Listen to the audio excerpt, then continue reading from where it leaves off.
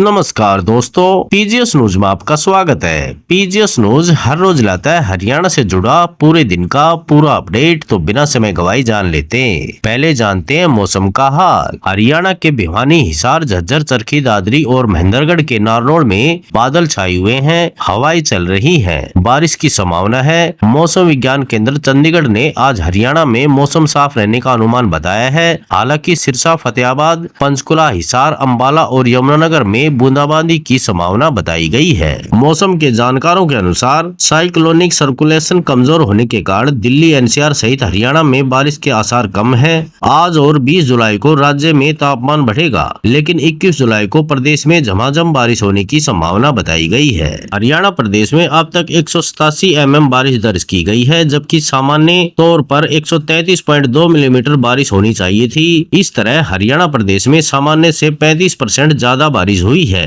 दोस्तों, आगे समाचारों में हरियाणा के करनाल में बिजली निगम की एक गलती परिवार पर भारी पड़ गई।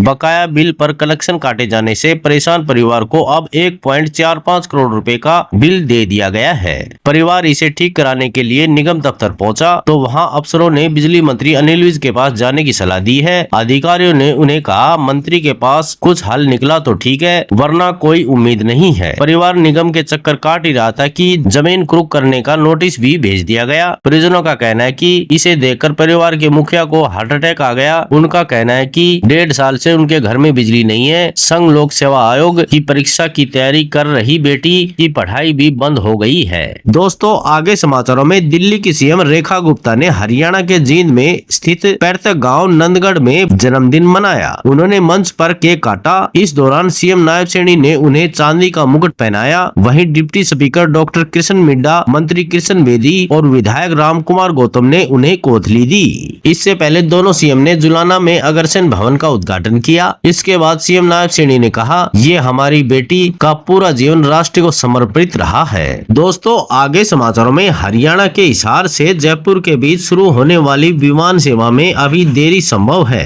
एविएशन डिपार्टमेंट ने तैयारियां पूरी कर ली हैं, लेकिन विमान कंपनी को विमान की कमी का सामना करना पड़ रहा है। फिलहाल इस रूट पर उड़ान के लिए इसके पास कोई अतिरिक्त विमान उपलब्ध नहीं है। ऐसे में कंपनी अपनी किसी अन्य उड़ान को हिसार जयपुर से जोड़ने की योजना बनाने में लगी है। दोस्तों, आगे समाचारों में हिसार नगर निगम में तय नियमों की अनदेखी करना 25 अधिकारियों और कर्मचारियों को भारी पड़ गया है। अतिरिक्त निगम आयुक्त डॉक्टर प्रदीप हुड्डा ने इंजीनियरों सहित सभी संबंधित कर्मियों को बायोमेट्रिक हाजिरी न लगाने के आरोप में कारण बताओ नोटिस जारी किया है। पिछले महीने सभी स्टाफ को यह स्पष्ट निर्देश दे दिए गए थे कि रोजाना केवल बायोमेट्रिक सिस्टम से ही हाजिरी होगी। दोस्तों, आगे समाचारों में रोहतक में अवैध रूप से गर्भपात कराने के मामले में हेल्थ विभाग की ओर से जिला प्रशासन ने सख्त रुख अपनाना शुरू कर दिया है। लगातार चलाए जा रहे अभियान के तहत विभाग अवैध गर्भपात करने वाले क्लिनिकों और अस्पतालों पर छापामारी कर रहा है और डॉक्टरों को गिरफ्तार कर उनके खिलाफ कानूनी कार्रवाई भी कर रहा है।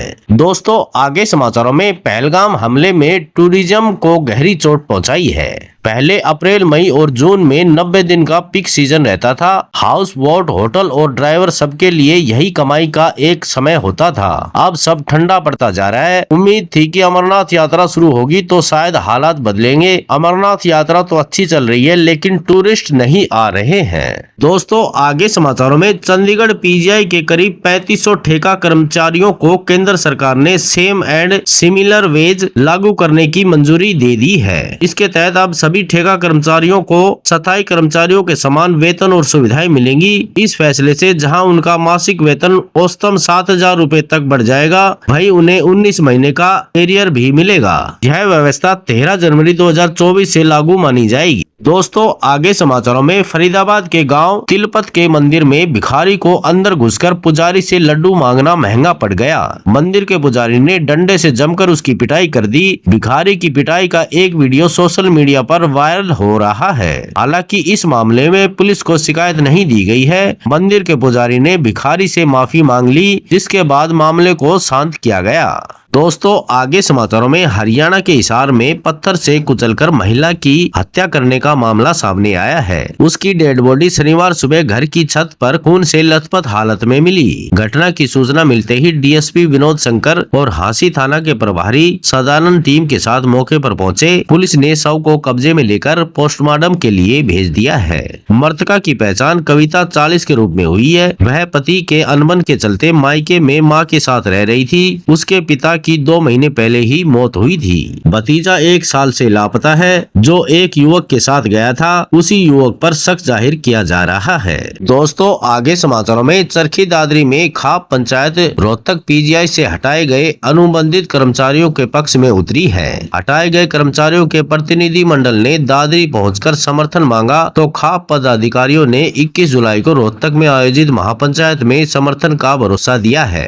बता दें कि रोहतक पीजीआई में एग्रीमेंट के आधार पर लगे 1271 कर्मियों को हटाने के बाद वे अपनी नौकरी बहाली को लेकर प्रयत्न कर रहे हैं। दोस्तों आगे समाचारों में हरियाणा के सभी सरकारी स्कूलों में 9वीं और 12वीं कक्षा के छात्रों के लिए सेट परीक्षा 18 अगस्त से 22 अगस्त तक आयोजित की जाएगी। विद्यालय शिक्षा निर्देशालय द्वारा इसकी डेट शीट जारी कर दी गई है। ये परीक्षा स्कूल स्तर पर 2 शिफ्टों में होगी, सुबह की शिफ्ट और दोपहर के बाद की शिफ्ट। हर विषय की परीक्षा 20 अंकों की होगी, जिसका उद्देश्य छात्रों की तैयारी और समझ का मूल्यांकन करना है।